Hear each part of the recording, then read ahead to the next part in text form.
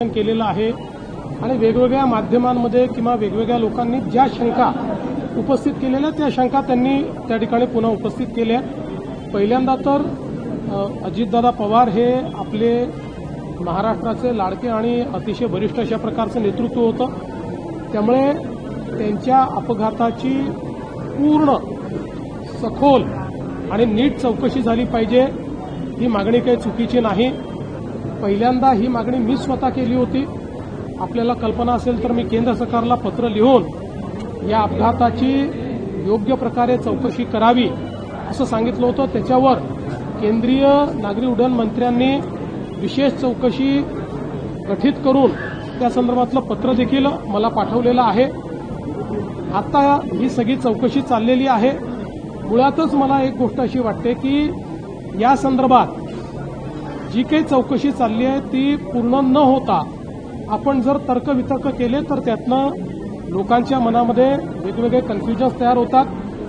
देशामध्ये जे डीजी aviation safety आहे हे सगळ्यात मोठं ऑफिस आहे।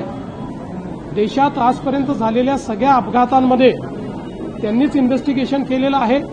त्यांचं इन्व्हेस्टिगेशन चाललं आहे, पॅरलली सीआयडीचं इन्व्हेस्टिगेशन चाललं आहे, अजून डीजीसीएचं इन्व्हेस्टिगेशन चाललेलं आहे।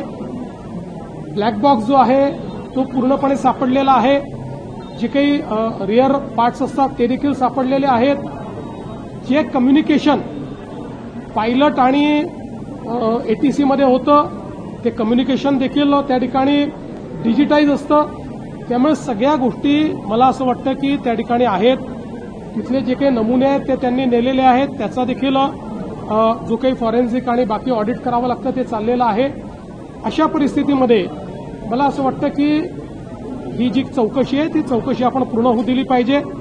आणि माझं स्वतःचं मत असं आहे की भारतातल्या चौकशी यंत्रणांवर कोणीही त्या ठिकाणी गैरविश्वास किंवा अविश्वास दाखवू नये, कारण आज भारतातल्या चौकशी एजन्सीज या आंतरराष्ट्रीय स्तराच्या आहेत।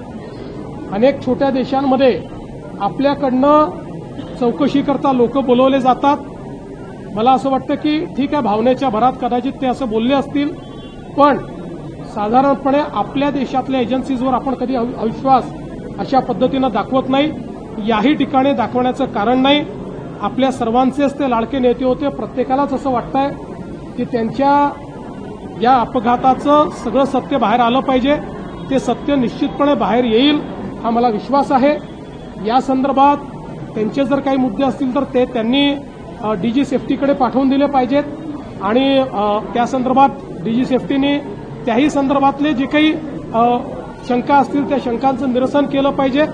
आणि मला असं वाटतं की एकूणच शंका व्यक्त करणं काही चुकीचं नाहीये, फक्त कुठल्याही राजकीय हेतूने याचा उपयोग होणार नाही आणि आपण अजितदादांच्या दुर्दैवी मृत्यूचं राजकारण करणार नाही।